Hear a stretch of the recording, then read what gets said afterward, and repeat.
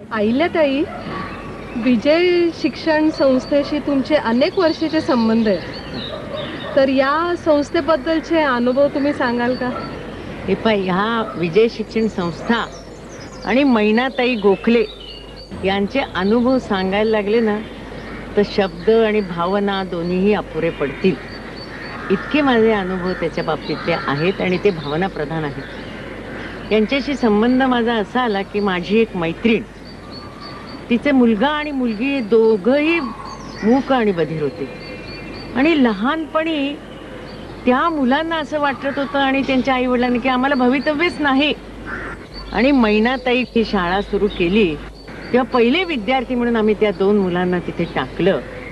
आणखीन तुम्हाला काय सांगू, त्यावेळेला साधनं नव्हती. आज तुम्ही हिअरिंग एड, अनेक साधनं आहेत. त्या वेळेला एकही साधन नव्हतं आणि मैनाताईंनी शाळा सुरू केली तेव्हा 1 आणि 2 विद्यार्थी, वर्ग नाहीत, कसं तरी बसवायचं आणि त्यांचा आवाज हेच एक साधन होतं.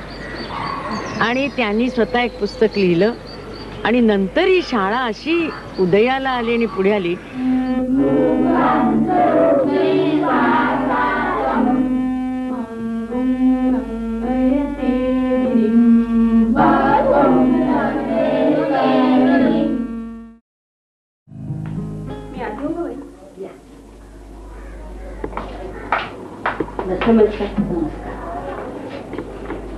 बाई, हा माझा मुलगा 9 वर्षाचा झालाय, पण अजून त्याला बोलता येत नाहीये. डॉक्टरांनी सांगितलं की तुमच्या बहिरांच्या शाळेत घेऊन जा, तिथे त्याला बोलायला शिकवतील. बरोबर आहे डॉक्टरांचं. पण बाई, हा फार मस्ती करतो, भावंडांची पुस्तकं लपून ठेवतो. असं याचा अर्थ त्याला पुस्तकं हवीत, त्याला अभ्यास करायचा आहे, त्याला तुम्ही आमच्या शाळेमध्ये घाला. आम्ही त्याला बोलायचं कसं ते शिकू आणि तुम्ही त्याचा घरी अभ्यास द्या, म्हणजे तो लवकर लवकर बोलेल. पण त्याला कसं शिकवणार? आम्ही दोघंही नवरा बायको जास्त शिकलेली नाहीये आणि बहिऱ्यांचा अभ्यास कसा घ्यायचा हे आम्हाला दोघांनाही माहित नाहीये. बहिऱ्या मुलांना शिकवणं फारसं काही अवघड नाही. मी ज्या वेळेला शिकवायला सुरुवात केली ना त्यावेळेला आत्ता जे तुम्ही साधन सामुग्री बघितलीत ना, काही एक नव्हती, शिक्षणक्रम नव्हता आणि आजही पाहिजे तेवढा उपलब्ध नाही. परंतु उपलब्ध साधनांच्या द्वारे आणि श्रवण यंत्र लावून तुम्ही जर तुमच्या मुलाला काही शिकवलत ना तर तो मुलगा शिकू शकतो. घरातल्या घरामध्ये तुम्हाला जास्ती वेळ त्याच्याकडे लक्ष देता येतं. शाळेमध्ये किती वेळ मूल असतं, त्याच्यापेक्षा घरात जास्ती वेळ असतं.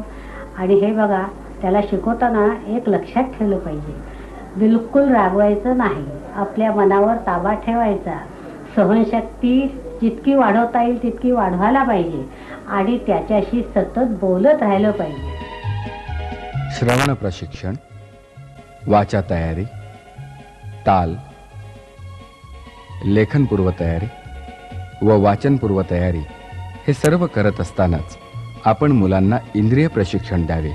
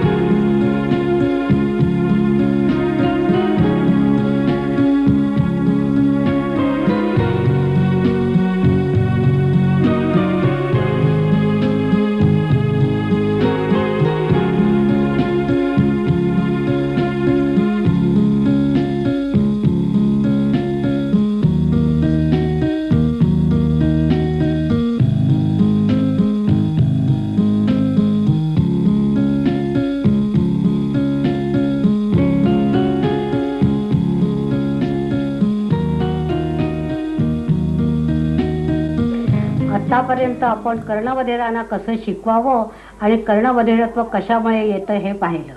आपल्या समाजामध्ये अंधश्रद्धा खूपच आहेत, आदल्या नाही तसंच खूपच आहे.